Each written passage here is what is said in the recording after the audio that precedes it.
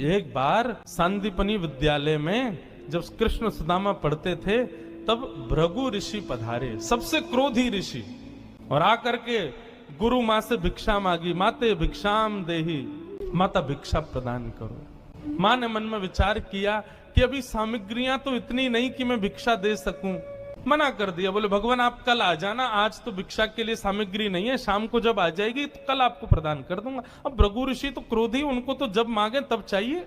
नेत्र बंद करके उन्होंने ध्यान लगा करके देखा, क्या इतनी बड़े गुरुकुल की रसोई में कुछ भी नहीं है।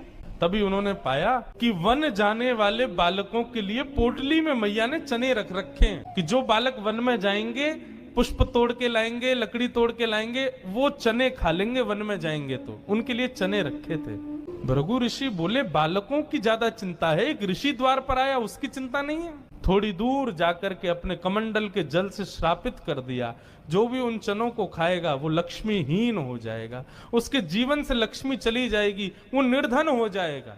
जिस समय भृगु ऋषि श्राप दे रहे थे, सुदामा जी वहीं एक वृक्ष के पीछे बैठ करके कुछ पुष्प तोड़ रहे थे। जैसे ही श्राप दिया, सुदामा जी पहले तो चाहते थे कि मैं जाकर के ये संकेत कर दूं कि भाई उन चनों को मत खाना, उनको शाप लगा है। लेकिन तभी गुरुकुल जाते समय देखा कि सामने से अपने दोनों कमर पर पोटलियां बांध करके कृष्ण चले आ रहे हैं। सुदामा जी बोले लाला कहां जा रहे हो? बोले आज तोकू और मोकू वन में जावे की सेवा मिली है, मोए और तोए वन से पुष्प और तुलसी तोड़ के लानी है, लकड़ी तोड़ के लानी है। चल देख गुरु मैया ने वन में खावे के काजे चना भी दिए, दोनों प्रेम से पाएंगे और प्रेम से वहां से बढ़िया सब कछु लेके आएंगे। आज बालकन में हमारो नंबर आया हो वन में जावे को। सुदामा जी की नजर पोटलियों पर पड़ी, बोले कन्हैया कहीं खा नहीं ले, फेंक देंगे तो कहीं अंकुरित होके वृक्ष बन गए, कोई भी खाएगा तो लक्ष्मीहीन हो जाएगा, मेरो कन्हैया खा लेगो तो लक्ष्मीहीन है जाएगो।